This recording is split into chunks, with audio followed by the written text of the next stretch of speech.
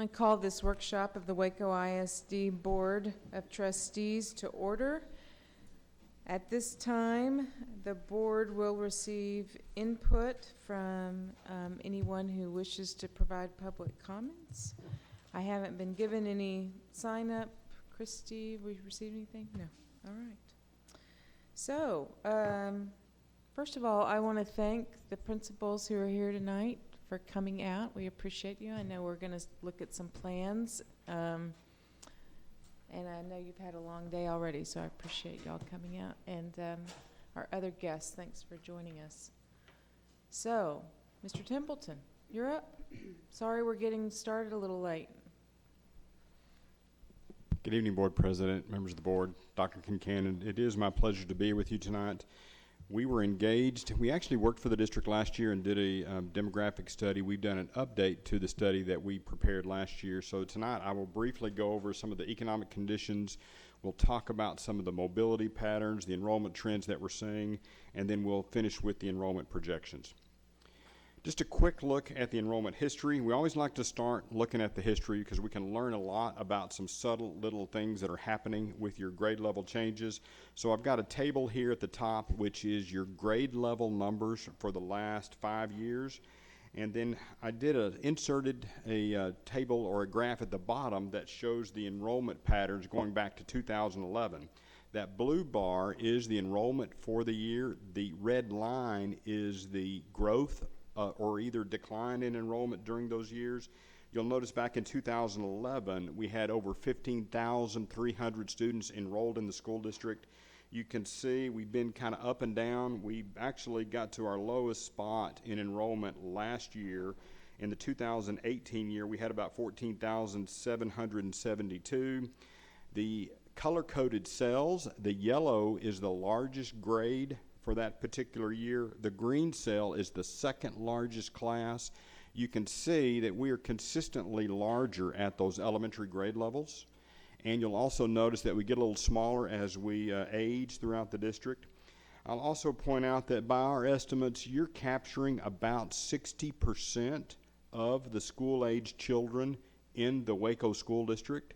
We gauge that by looking at the American Community Survey. The census data information gives us a pretty good indication about what the school-age population is in your school district. Now, we're going to get a real good picture next year when they complete the 2020 census. Then we'll have a very good, accurate look at what the school-age population is within the district. Now, this is just a continuation off of that previous information. We also look at cohort patterns. Cohort patterns are simply the change from grade to grade over year. And I've kind of highlighted, if you'll kind of zoom in to those elementary grade level cohorts, in kindergarten, first and second grades, we had really strong cohort patterns. This year, the kindergarten was the first year in about 4 or 5 years that we actually had growth at kindergarten. And we had a very strong first grade cohort pattern at first grade. That 1.036, that's roughly about 4% growth from kindergarten to first grade. Now I also want to point out, look at the second, third, fourth grades, see how those are below 1%. That basically means we are losing kids from those transitions from first to second, second to third, third to fourth.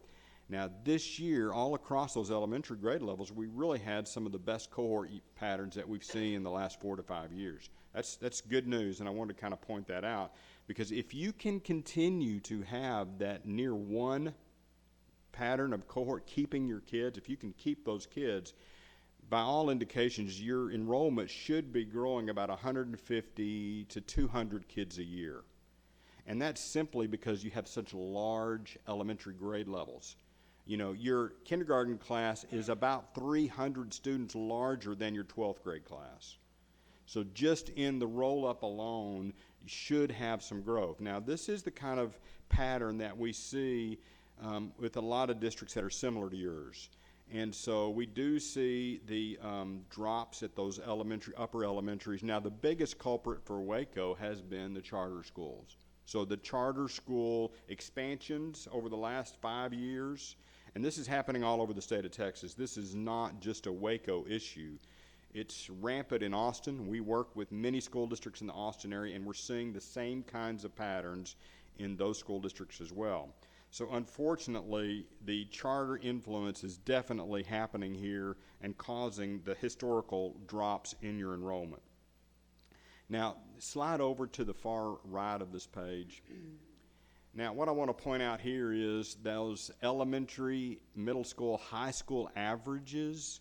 So this year's average at elementary was 1, which is good.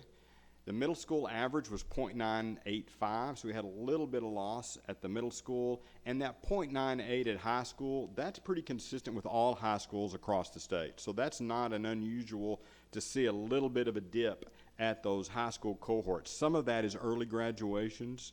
Some of that is graduating early, and some of it is going to different programs. But I also want to point out that 9th grade cohort. Look at the 9th grade cohort. It's 1.24, 1.29. That's also an indication that we're getting some charter return. So we don't normally see 9th grade cohorts quite that high. It's literally about 10% higher than what we see with most of the school districts that we work with. And I'm attributing that to charter return.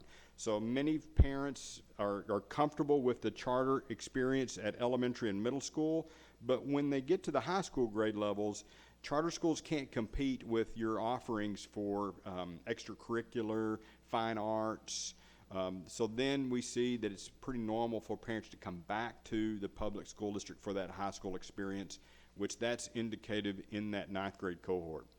Now, so when we're built the enrollment projections, we are building a little bit of that cohort patterns into our forecast.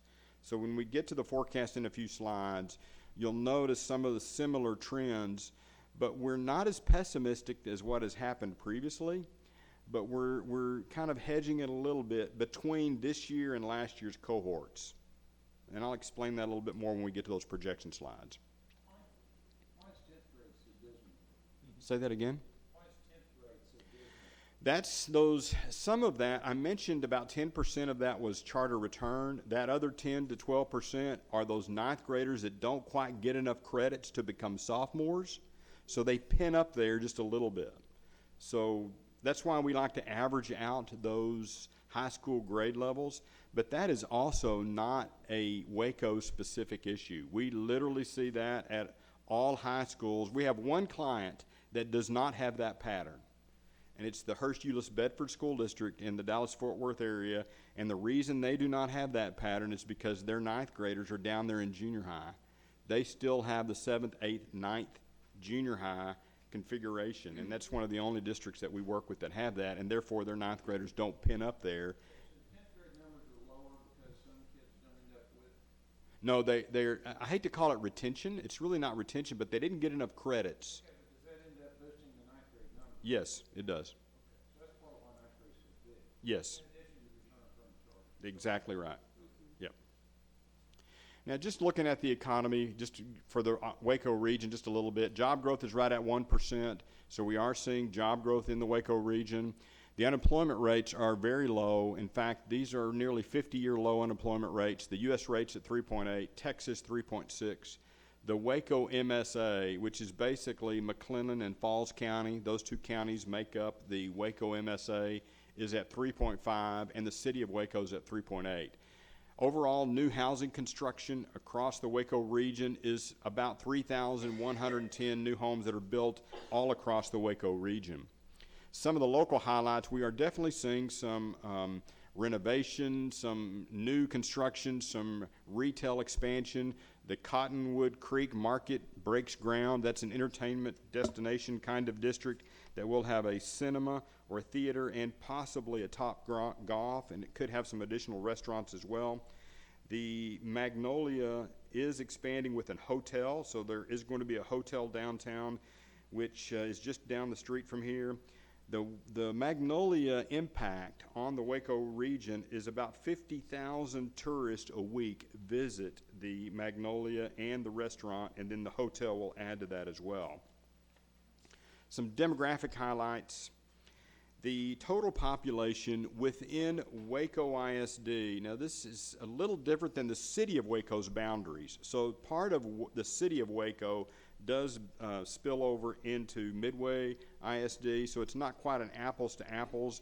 But when we just calculate the population within Waco ISD, it's approximately 112,000 total population within the Waco School District. That's up about 9% from the census.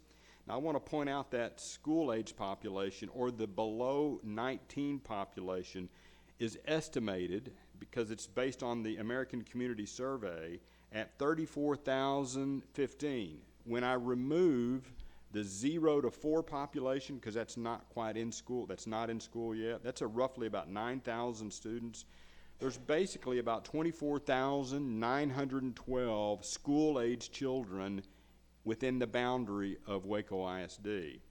And your enrollment is about 14,900. So you're capturing about 60%. That 40% is going to charter schools, private schools, and homeschool. So there's a little bit of room to, I believe, capture more and to grow your enrollment just from within the population that's within your school district. The estimated median household income is about $33,900. That's up about 23% from the census. Just to give you a little context on that, the state median income is about $59,000. Total households are up to about 42,000. We do look at home sales, and based upon the multiple listing service data, year-to-date sales are up about 6.6%. The average price is a little bit flat at about $212,000. Median price is up about 7% to $198,000. Number of listings is about 355 number of listings as of August, and the month supply of inventory is right at 2.8 months supply. When we looked at the deed transactions over the last 8.5, 9 years, this graph does illustrate the home sales by type within Waco ISD. The blue bar is the existing home sales. There's a little bit of new home construction. That's the green bar down at the bottom. The gold represents real estate owned sales, which is bank owned or distressed property sales, and the dark green is the foreclosures. And the good sign here is that the distressed property sales are virtually non-existent, and that's due to the strength of the housing market. When distressed families, either due to illness or job loss, they can sell their homes very quickly. When we look at the average price, it's gone up significantly since 2010. Over the last 2 years, it's been about $194,000 in 2018. Year to date in 2019, it's $187,000. That's the average cost or price for a new home. The average sales price for an existing home, also it's in that $168 to $177 range over the last 2 to 3 years. Now, looking specifically at some of the new activity that's going on, the green area is a subdivision that is building single-family homes. That's the Lakes at University Park. So there's about 5 homes under construction, which is in the South Waco Elementary Zone. You'll notice a little dark blue or kind of a turquoise-colored area. That's a future RV park. Don't expect a significant impact of students from the RV park.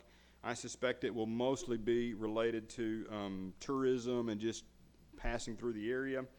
You'll also notice down in the Alta Vista, that turquoise large area, that's the Cottonwood Creek mixed-use development. It is for sale, so it's not in the active development stage right now, but it is pretty significant in its size.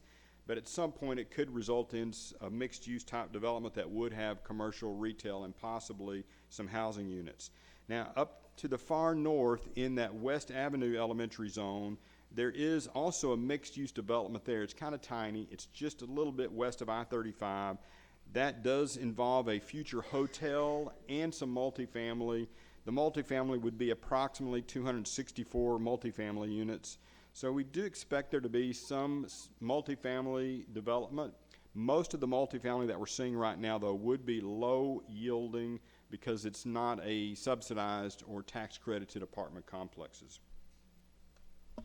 Now, this is our geocoded data. So we took your students, we took the addresses, we geocoded them to their addresses so we could get some understanding of yields, which is students per home. The single-family yield across the district is 0.468 students per single-family home. The multifamily yield across the district is 0.196. You do have some elementaries that are yielding pretty high for the single-family yields. That would be the Bells Hill Elementary Zone, Alta Vista Elementary Zone, the Kendrick Elementary Zone, the Parkdale, and the West Avenue. They're all yielding more than 0.6 students per house. And then on the multifamily side, we've got the Brook Avenue with 0.416. There is some subsidized apartments in that Brook Avenue Elementary Zone. We've also got some housing authority apartment complexes that are also yielding a higher number of students, and I'll go into some of those details on the next slide. And don't hesitate to stop me if you do have some questions. Now, this is a slide that we're looking, yes? Well, you can kind of see the densities there. You know, definitely, you do have a significant number of students that reside outside the district. There's probably well over 200 students that are coming from outside the district into the district. A majority of those are likely employees' children. All those little bitty purple dots, all those little dots are the physical students. The yield per household, some of those lower yielding elementary zones could be where we're seeing charter loss. So some of the lower yielding elementary zones are likely where we're seeing some loss to charters. They could be that too. Now, the does set up for the potential for some regeneration in some of these older areas as the older residents move on to Is that a technical term? that's okay. They're moving to Sun City, or they're moving Georgetown. Yes, and then that does provide the opportunity for some regeneration in some of those older neighborhoods that do tend to gentrify. So we could dig deeper into this and look at what particular grade level of students are living where. Yes. For instance, if we wanted to know where all the pre-K students lived, we could pull a report and just geocode all of those students and see exactly where they reside. And so it's useful to know where the students are when you're working on attendance boundaries, determining where to put schools. Yeah. No doubt. Yeah, Miss, can I ask a question? got it. Yes, sir. Mr. Templin, is there any correlation between the yield and campus performance? Yes, Okay. It looks like, it appears that way. There is. Whether it be single or multi. Mm-hmm. It appears that there's some correlation. there is. Okay. The nice thing too about this data is we love to geocode the students, and we like to do it on an annual basis. So then, but we have all of the attributes for these students, such as the grade, kindergarten, elementary, secondary. We also then like to look at the mobility so we can see the change. And so this becomes very powerful over time when you can see which neighborhoods are turning over and generating either an increase or decrease in students. But we have about 80 clients across Texas that we do this on, and so I have studied the impact of the rating of the school on the yield, and no doubt it does have an impact. It also has an impact on the property values. So there's a lot of correlations that go with the ratings of a school to the yields and to what's happening around. Any additional questions on this slide?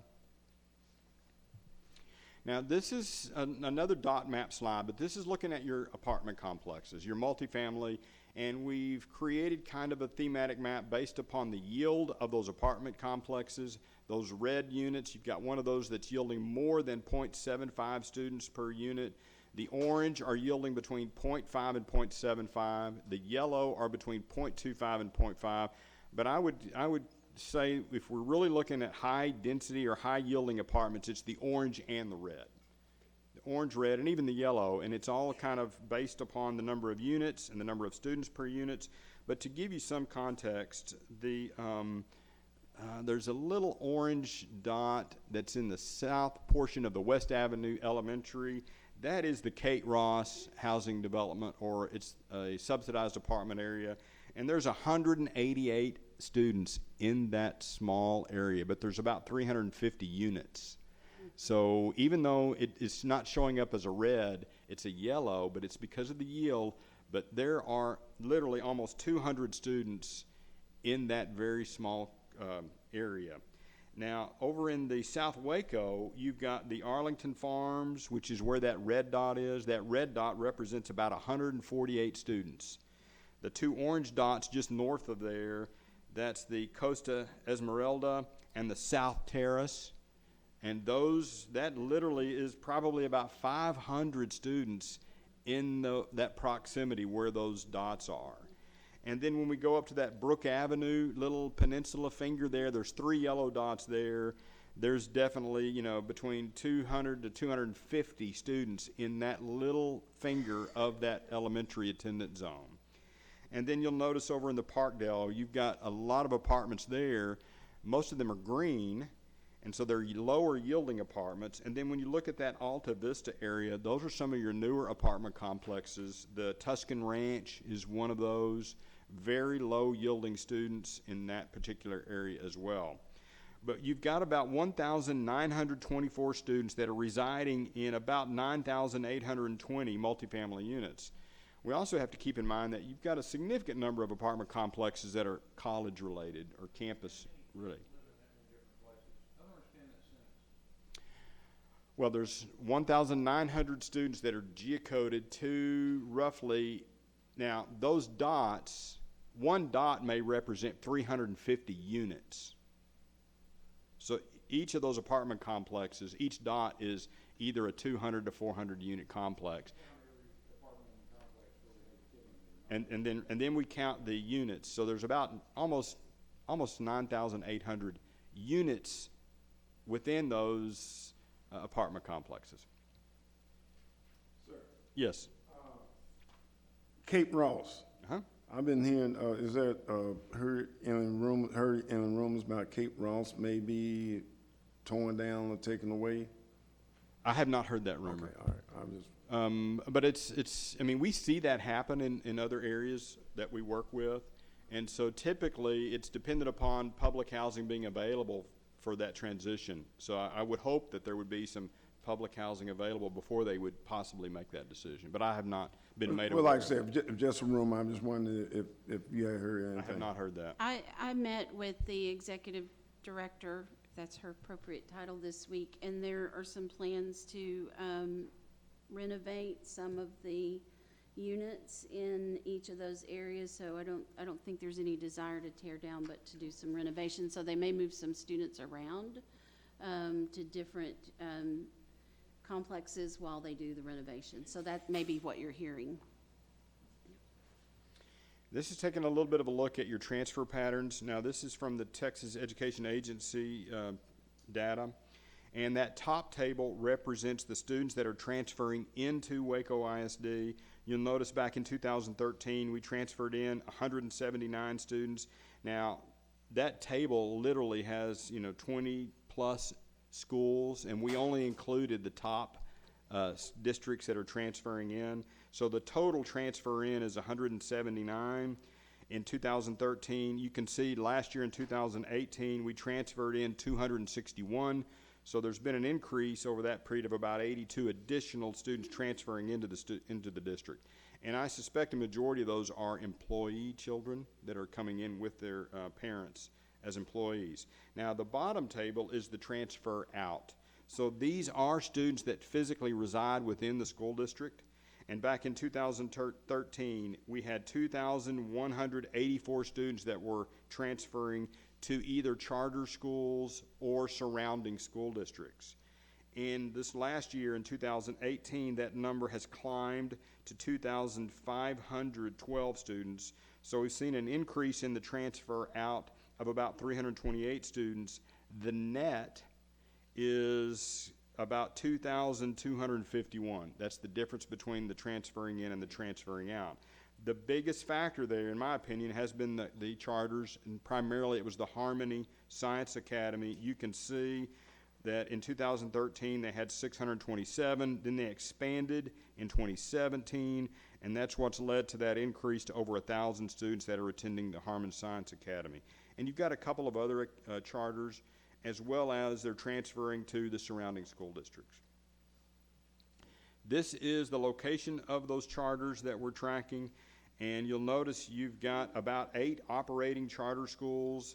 We're estimating that they had about 2,445 students during the 2018-19 school year, and this is an increase from the previous year of about 95 students. The 2 Harmony campuses are the largest charters in the area, with roughly about 1,440 students in grades kindergarten through 12th grade.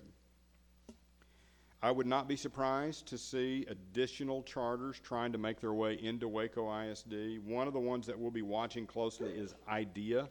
The IDEA charter is expanding rapidly. They started in the Valley. They've worked their way up through Austin, San Antonio. They're now expanding in the Dallas-Fort Worth area, and IDEA is a very aggressive charter that we're watching. The International Leadership of Texas, also one that's expanding very rapidly.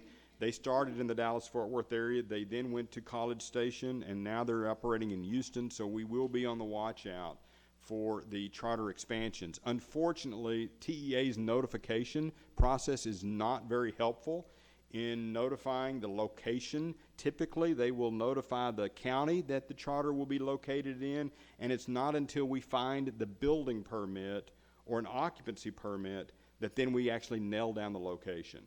And but we are very diligent in trying to track and watch where the charter expansions are. Now, this is a map that's kind of a thematic map based on newcomers, and newcomers are new student IDs to the district that did not exist in the previous student file. Those darkest blue areas are where we have the highest concentration of newcomers, and from the 2018 to the 2019 school year, we actually had 1,423 new student IDs that enrolled in your school district that were not in the school district last year. That may be a little bit of a surprising number, and that always get a surprise from school district when we talk about newcomers, because they tend to think of new students related to their enrollment change. You grew 135 kids, so there is this mindset, well, we must have added about 135 kids. No, the reality is we had 1,423 newcomers, but we also had about 1,200 to 1,300 leavers. So this is also common with most school districts. You have a lot of turnover, mobility, newcomers, leavers. We don't count kindergartners as newcomers because technically they're all newcomers. We also don't count seniors as leavers because they're graduating. So it's trying to give us an apples to apples to kind of see what the newcomer leaver pattern is. You'll notice they're very similar when we look at the leavers. They're really not that different. There is a higher concentration along 35 that where we tend to see more newcomers and more leavers, and so that is that mobility that's happening in those darkest blue areas. We had about 1,800 leavers. There again, when you add in the kindergartners, that kind of washes out between the newcomers and leavers. This is a matrix on the attending and residing pattern for your elementary campuses. The far right column is the attending number for your elementary schools. And then as we go across this table, this is showing you where those kids are coming from, where they reside. To give you an example, that Alta Vista, there's 503 students that are attending Alta Vista. 448 of them live in the Alta Vista attendance zone, and they attend Alta Vista. So then you can see you've got a handful of students that are coming from the other elementary students to attend Alta Vista. Roughly, 50 plus students are transferring into Alta Vista. I won't spend a lot of time on this slide other than just you can kind of see where you have some of the larger numbers of transfers. Now also keep in mind the Lake Air, Montessori, and the Hillcrest, They do not have attendance zones, so all of their students are technically kind of transferring into that school. At the secondary level, you'll notice what I'll point out here is it's the same concept. The far right is the attending number for those campuses, and then the table as you work back across is where those kids are coming from. I will point out on the Indian Springs Middle School column, you've got about 356 students that reside in Indian Springs that are transferring to Tennyson, and that's a program issue. They're going there because of a program. You'll also notice at the high school level, we've got roughly about 423 students that live in the Waco High Elementary Zone that are transferring to the University High Zone. So when we look at those high school projections in a couple of slides, you'll notice there's a little bit of a difference between there's a gap of about 200 to 300 students between your two high schools. Well, a portion of that could be simply influencing the transfer pattern going forward. We do look at birth rate data to help us with those kindergarten projections. You'll notice we've got a pretty strong correlation. About 74 to 75% of the district births are attending the kindergarten program. And so then when we get to the projections, that's what's driving that 1,178, the 1,104, and the 1,132.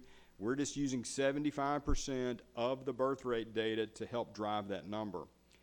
So over the next 5 years, we are forecasting that your enrollment could get to about a little less than what it is now at about 14,881.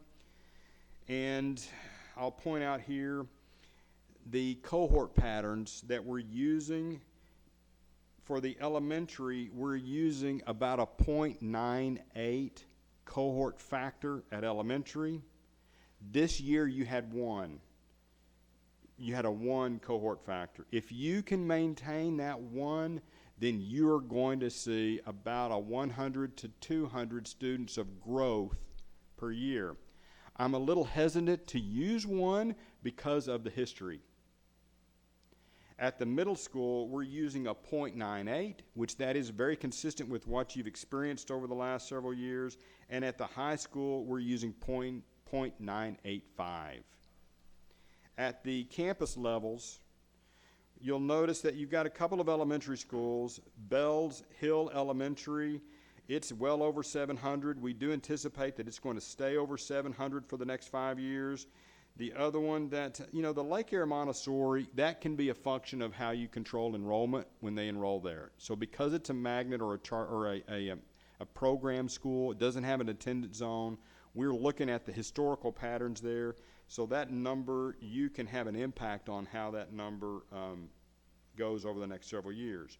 At the elementary level, we are holding your elementary totals to just a little bit under 8,000 kids. At the secondary level, we'll look at the middle schools. Cesar Chavez Middle School, it is your largest right now. It's going to get to about 967 in 2 years, and then Tennyson Middle School is going to get to about 941, and then Carver and Indian Springs are both well below 600 students.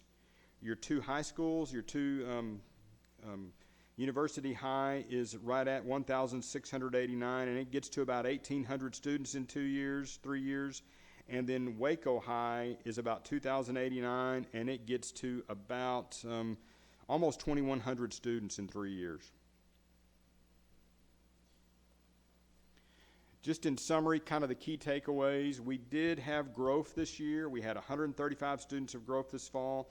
The district's kindergarten class is expected to decline because of that birth rate data.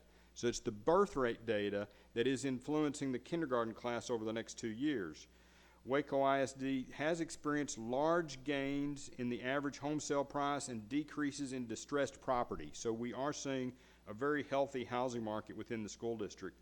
The average single-family yield in the district is 0.46, but you do have some elementaries that are yielding over 0.6. We do expect the forecast to remain a little below 15,000 students over the next 5 years. But I do think you can influence that. I do think that as you market the school districts, and as you work on things, that your enrollment numbers could climb up. I'd be happy to go back and answer any questions. Mr. Templeton, going back to an earlier slide, on this 60% capture rate, I believe, do you have any baseline? You don't need to move the slides, but do you have any baseline on that from a prior period that to compare to? Well, I can tell you this, the top districts that capture the most of their students would be in that 90 to 95. Nobody gets 100%. 90% would be extraordinary. 90% would be Eanes, Carroll, the South Lake Dragons. It's districts that have very little competition, and they don't have a charter impact. Now, districts like Grand Prairie, Pflugerville, they're also in that 60 to 70% category. It's because they have high charter competition. Fort Worth ISD, Austin ISD. Austin ISD is probably in the 60% category. They're literally, when you look at that TEA for Austin, it's like 12 to 15,000 students are transferring out. And so you have a marker that would be closer to a urban school district. Even though your enrollment is not what we would think of as an enrollment size, you know, you're 14,000 kids. Arlington is, 60,000, but yet they're probably in that similar capture rate of about capturing 60%. Mm-hmm.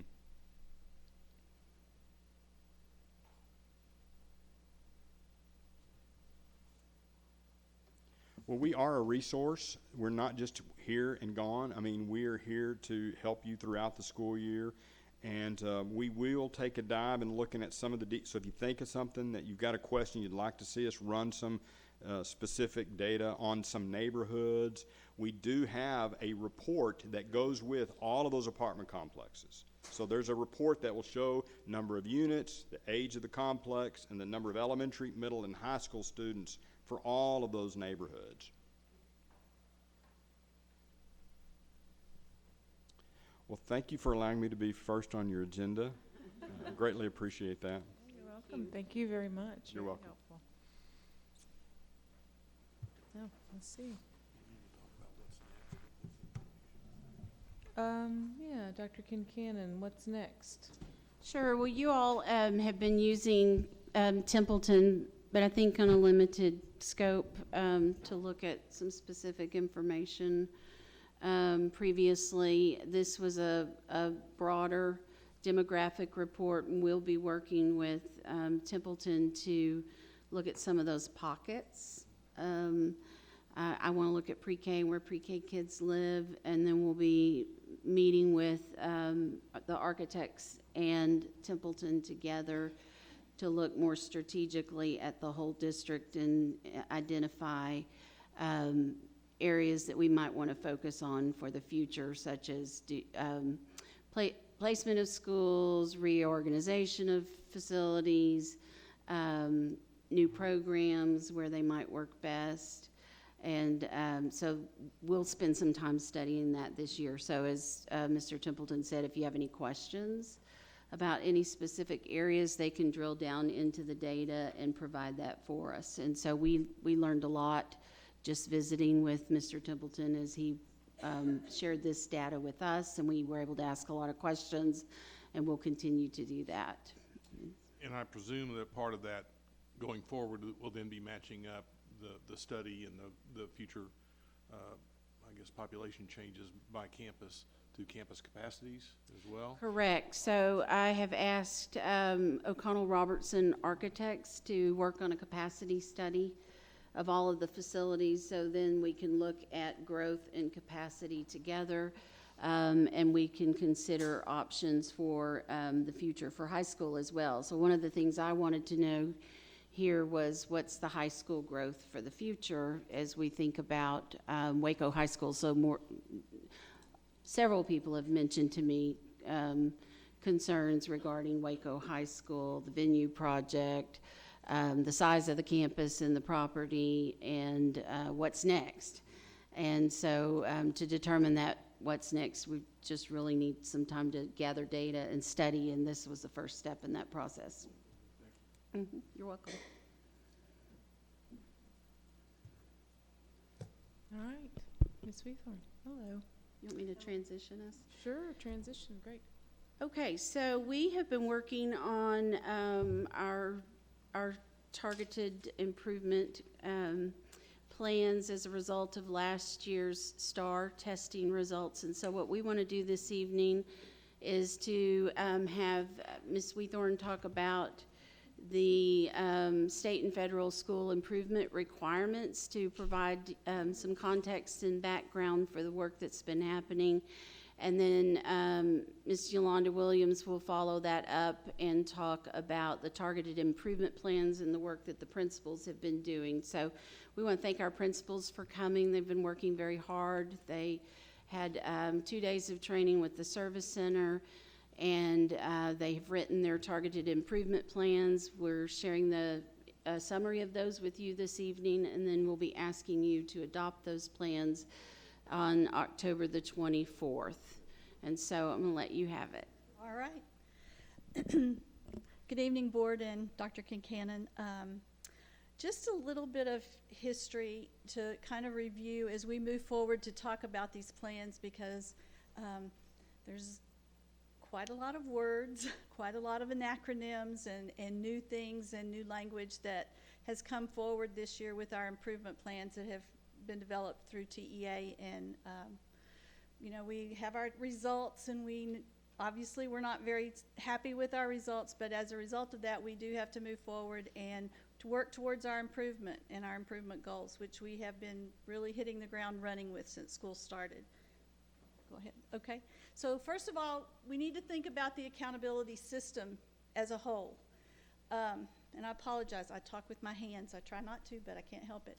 But we have a domain system that involves 3 domains, actually. We have domain 1, which is student achievement. With student achievement, we're looking at, for our elementary and middle schools, just STAR test scores. Who passed, who did not, that percentage of students who hit the approaches level. And with that, and I'll allude to our little chart over here, you see where it says did not meet, approaches, meets, and masters. Approaches is actually passing, and meets and masters are just the icing on the cake after we hit the approaches, and we want to continue to move students toward that. So any student that hits the approaches level, meets or masters, is considered passing. For high schools, it gets a little more in depth and involved, because they have 3 criteria just in domain 1, and that is your STAR test scores, certainly, how many students and the percentage that passed. We're also looking at the percentage of college and career and military readiness, and we have a whole lot of criteria that goes into that, and we're working right now on making sure our PEIMS coding and everything that is involved with college and career and military readiness is covered. We also look at graduation rates. We get a 4, 5, or 6 year. We can put in our data for 4, 5, or 6 years, and it's what the state looks at. The best of those 3 percentages is what counts for our graduation rates. That takes us to domain 2.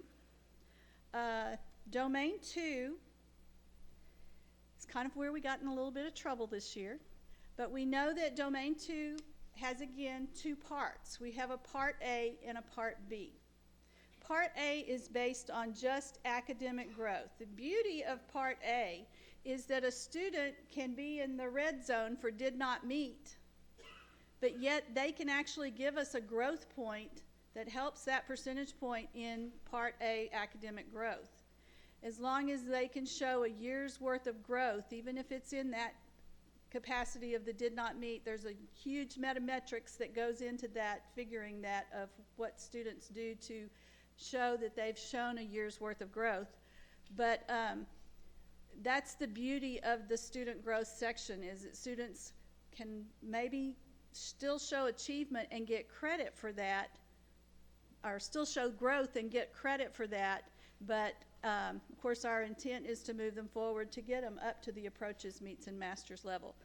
Basically, we don't want to go behind. We want to move forward with all students. Part B is our relative performance. Now, in Part B, if you recall that we had some discussions of this earlier in the year, Part B is relative performance, and it's based solely on the economically disadvantaged percentage of our students.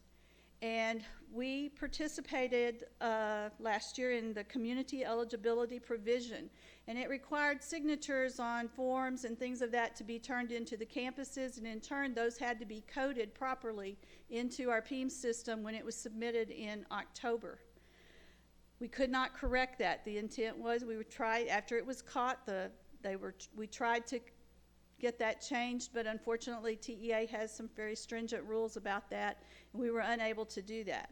So relative performance on some of our campuses was a little bit, well, a lot lower than what it should have been when we reported it in the PEIMS system. So that was unfortunately one of the reasons that a couple of our campuses suffered because of the discrepancy there in that economically disadvantaged reporting. We have worked very hard, and I know that Mr. Utmore has been working, and we have cleaned our PEIMS up and are checking and double checking, and we have put such a system of checks and balances in right now that we don't want that to happen again.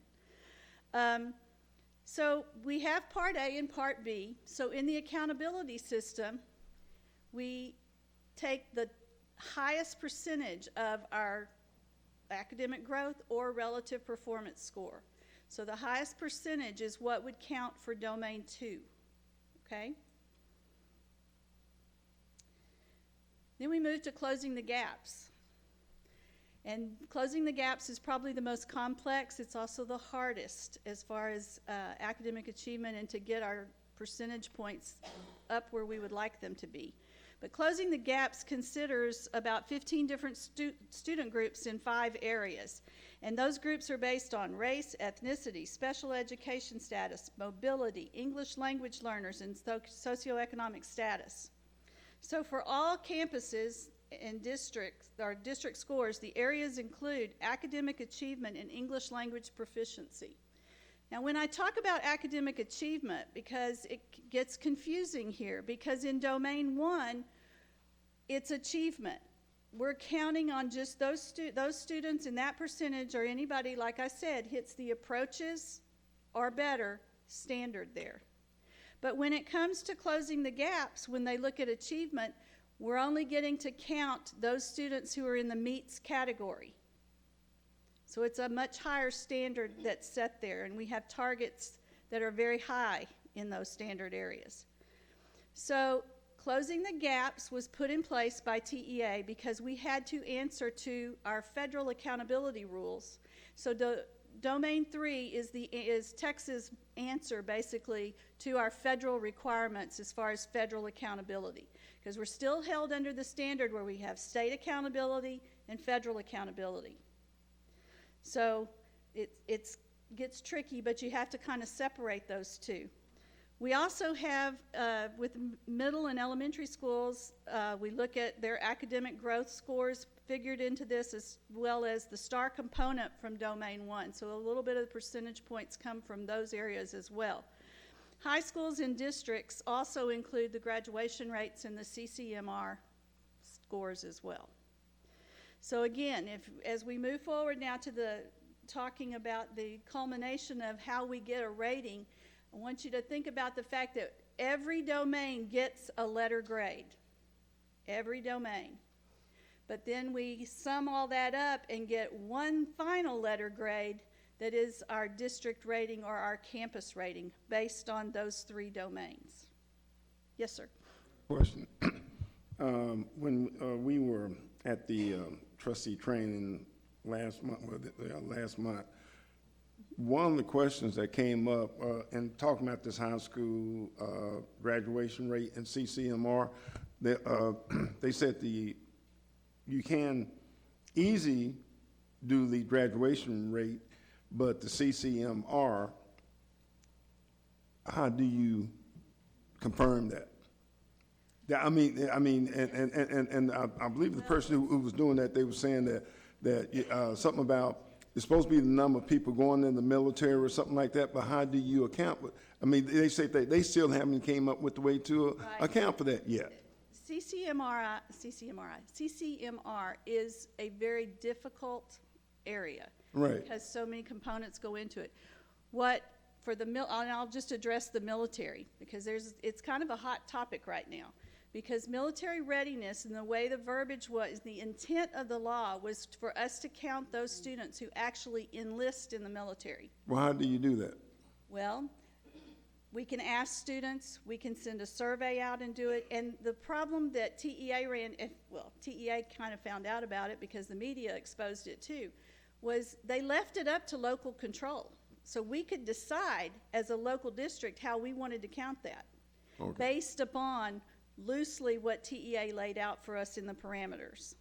And so we give the ASVAB test, which is the Armed Forces Military, I can't think of the whole thing, but it's a test that you give, and each military branch will come in and participate, students will participate in that, and then dependent upon the score, if students passed for whichever military branch and whatever their top scores were for the cutoff, So you can count that. You could count that. Okay. But what's happened is, and luckily we were not in that in the first year, but what's happened is the first year around, we had districts who had like 20%, 22% of military readiness. But we had districts like us who were at, I believe we were at 9%. The state average is around 5%. So you see the inflation of those scores. And so we have a lot of districts out there that were getting B average ratings based because that college and career, CCMR, was so high as far as overall score because they had so many. So that's something that TEA has started looking at. I was actually at a meeting yesterday, and the verbiage that came down was that TEA is hopeful that the military is going to release one time to all districts students who actually enlisted to get an accurate count of that. But again, the language is hopeful because the military does what the military does, and so you Go through the Department of Defense, if I'm correct. You're And yeah, they're exactly not going to give out a whole bunch of information. Exactly. And so that's kind of the dilemma that we're in with especially military readiness right now. And so that's one of the components that has kind of really skewed scores across the state, particularly in that area. So some schools that are not so trustworthy could Yes. increase that up to make them look And good. that's what But the we won't do commissioner- that. No, and that's what the commissioner said. And he said, it's hard because with so many rules out there, we want the intent of the law to be followed, but not everybody follows the intent. Kind of like, And the system is still changing. Yes, In ma'am. Waco, the CCMR credits were pretty high based on CTE. yes. And that is changing as of this school year. And They'll count for this school year as far as last year's score. I mean, it Right. works in arrears, and so it's based on the scores from last year that affect this coming year's accountability. so we want to dive into all of those components that count for credit there to make sure we're capturing everything we can and that we have everything in place to get those credits. And so that is an area that I'm watching. Yes.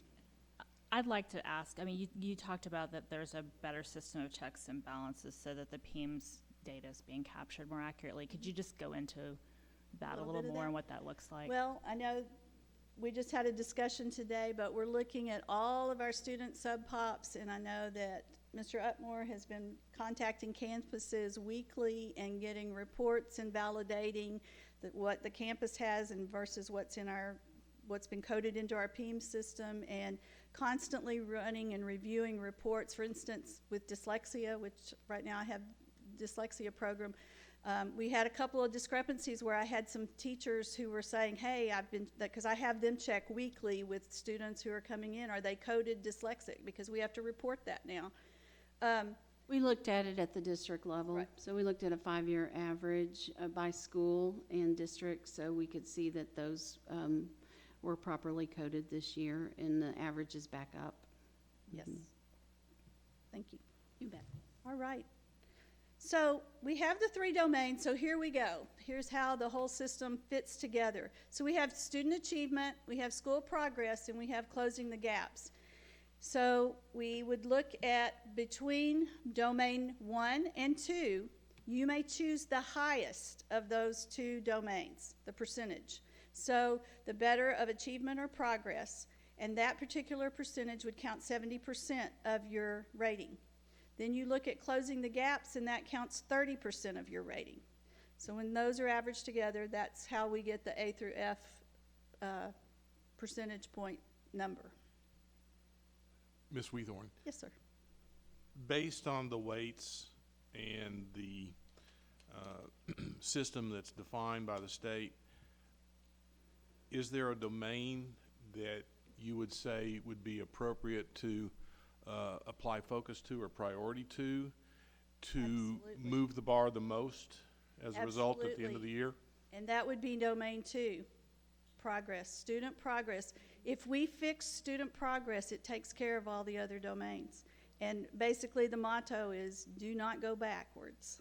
Do not go backwards, because we want to maintain, and the chart over here, and I didn't intend to allude to it, but if you see the green areas, when you move from year to year, we want students to stay in those green zones, because those are the zones that will give us a full point of growth, which we average all those points up for reading and math, and that's what determines that progress number.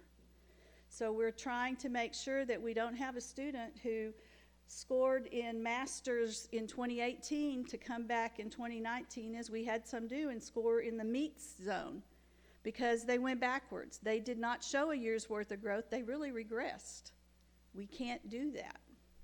So we need to. That's the tricky part of the system, right? You can have a student in one of your top students scoring at the highest levels on STAR, drop down to meets by just one question, and you don't get credit for those students in this system. So that's very challenging. And from any category down, you can lose points. So is it correct to say then, if student progress would be prioritized, if that would be correct? Yes, sir. Would it also be correct to assume that if you get the highest returns on that focus, it's the most difficult to attain and move forward as well? It can be. But we definitely want to focus on all students moving forward, but at the same time, sometimes, as teachers, as administrators, we get so hung up because of the old system where we were thinking about, we get our grades back, you get your test grades back, you look at that low end, and you're trying to remediate them, and you're kind of losing sight sometimes of the kids on the upper end, where we still need to make sure that we're moving those kids forward too. And I know that's really one of our concentrated areas this year that we're looking at within the domain 2 area. And I would say it's maybe not the most difficult area, because if you know the data, and we're going to talk about the focus areas for the campuses, a summary of those, and if you understand the data on each of your students and you can move them forward, you can make progress there. So if you ask principal of Provident Heights, Debbie Sims, how'd she get a B? She's going to tell you school progress.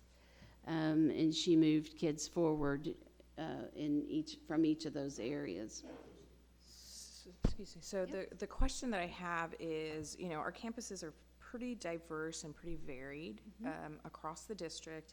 And I'm looking at student achievement and school progress, and it seems, since the state weighs either or kind of pretty heavily, the highest of the two, is there a way, or what are we doing to help campuses kind of determine, hey, you guys actually need to focus on student achievement, or hey, you guys look like you'd get most bang for your buck if you focus in on school progress? Are we providing that type of information? We are. Actually, we have contracted with Region 12, and we started yesterday, actually, where we have their expertise coming in the accountability part to come meet with campuses, and all of our some of our administrative team are also teaming up to go to those campuses during that training. It's not a 1 hour deal. We're going from 9 o'clock till 2:30 in the afternoon with just a concentrated focus on looking at that data and deciding, helping campuses to be strategic and figure out how they're going to get the best bang for their buck as far as looking at students and actually putting faces to those scores and where we need to Yeah, seeing where they focus. can move the needle the Absolutely. quickest, the easiest. And that's where the principals said they needed the most help.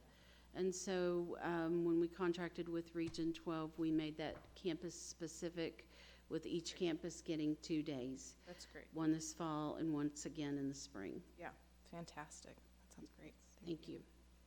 We're going to keep it moving, though. State and federal intervention labels. Because of where we are, we have our campuses that did not meet the criteria in certain areas. So the state has certain things that they set up for their accountability system, and then the federal has something set up in their accountability side of it as well. So we have labels that they tagged onto campuses based on certain things. If you look at the state interventions, the state basically bases theirs on the accountability ratings for each domain or the overall rating.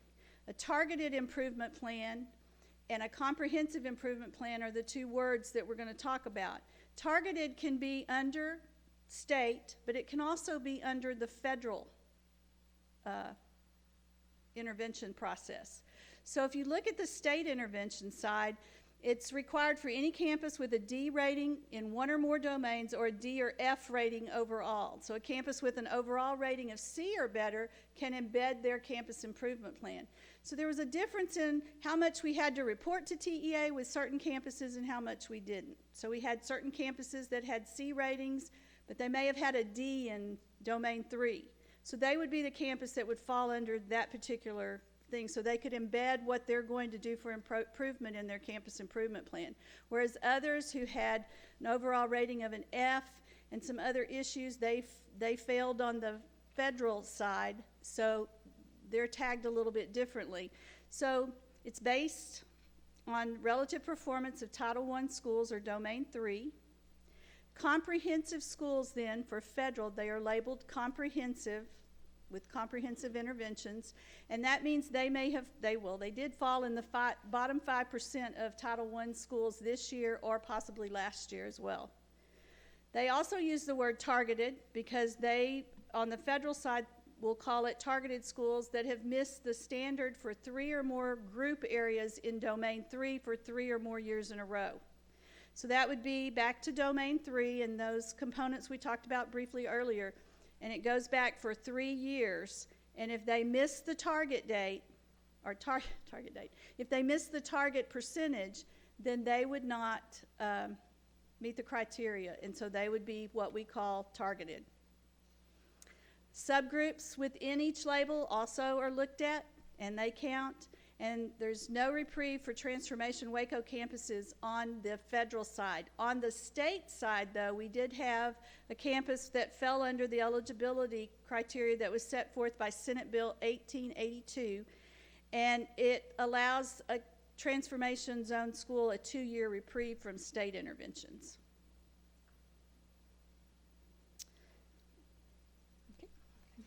All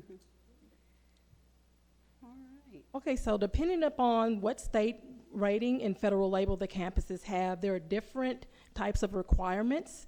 And so tonight we're going to focus on the campuses that are in the third group of the slide, because their target improvement plans have to be submitted to TEA for approval after you've approved it as far as the board is concerned.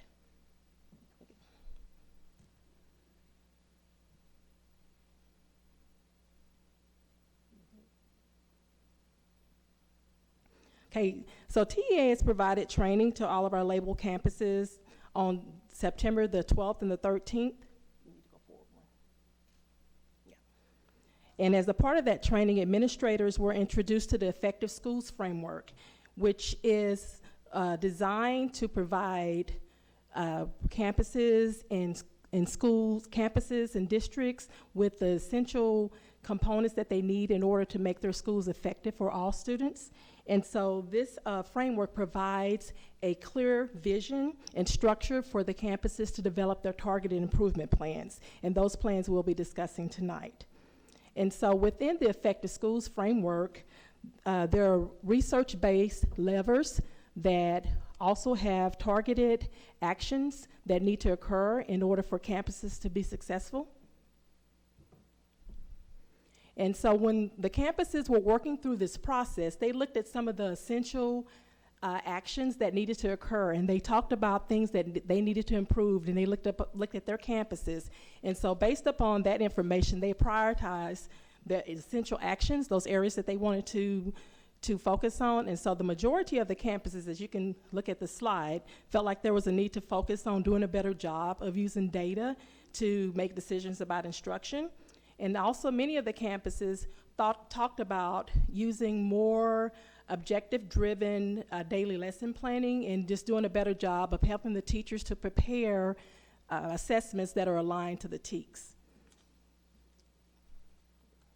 In addition, some of the campuses talked about working on and strengthening the leadership skills of the campus leadership teams, and then they also talked about wanting to work on improving their vision and goals and expectations on the campuses. There was also a campus that wanted to focus on teacher recruitment and retention and growing those teachers. And then Blake Air Montessori, they really wanted to talk about their curriculum and assessments and making sure they're aligned to the TEKS, because we do know that's a Montessori campus. So the next big steps for Waco ISD are one thing that we'll do is of course, Dr. Kincannon said next week on the 24th, we'll bring the plans forward to you all for approval. And then we also want to work on implementing and continue to refine the target improvement plans.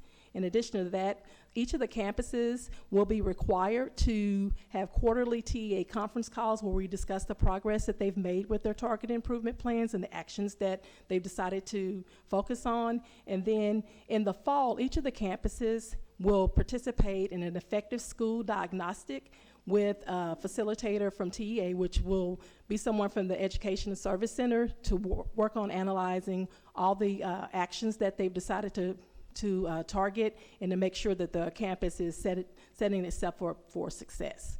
And so with that, I'll turn it back over to Dr. Kincannon. Yeah, I just want to point back to slides 34 and 35. And so this is the work of the principals. They took the training very seriously. They, on the 12th and 13th of September, they learned about what was required in the plan. They looked at the Effective Schools framework, identified the areas that they wanted to focus on, and almost matches identically what they told me when I walked their campuses that their needs were. And understanding data, curriculum, understanding how to write a formative assessment or use the TEKS resource system that is provided, that the district provides through the service center, teacher retention. So that became the basis of their plans. And so that's your summary of what's in all of those pages that follows. And then I would add that there's about a $500,000 grant that goes along with several of these schools based on their performance that's due to TEA on November the 8th. And we're in the planning stage of that particular grant. It's submitted as one district grant for those schools, and it can serve up or down feeder schools. And these are the areas that we're focusing on as we're planning for improvement. So I'm really proud of the principals. They've done a great job. They've worked really hard. If you got a label on you, you got some extra work, right, by TEA. But what I heard them, they didn't complain. And I heard them really taking that very seriously and analyzing what they needed, and then talking about how it really helped them at the end of that process. And so they've completed their plans. They've been submitted to TEA. They've been reviewed by TEA. We're giving you a summary tonight. You'll have the opportunity to look over those, and then we'll ask you to approve them on the 24th. So do you all have any questions?